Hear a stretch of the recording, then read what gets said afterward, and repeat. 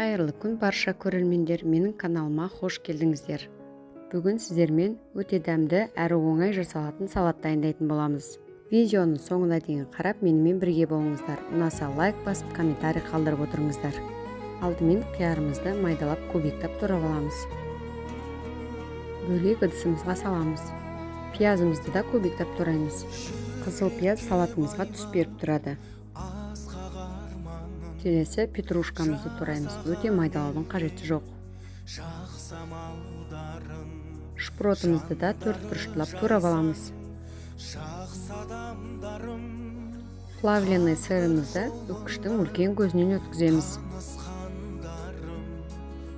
Піскен екі жұмыртқамызды кубиктап турап аламыз.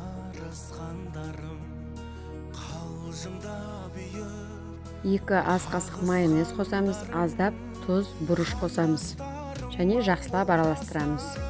Бар болғаны осы, міне біздің салатымыз дайын. Әдемілеп тарелкаға салып ұсына берсеңіздер болады. Ұнаса менің каналыма тіркеліп, қоңыраушаны басып қоюды ұмытпаңыздар. Алдыда әлі де неше түрлі рецепттер салатын боламын, менімен бірге болыңыздар.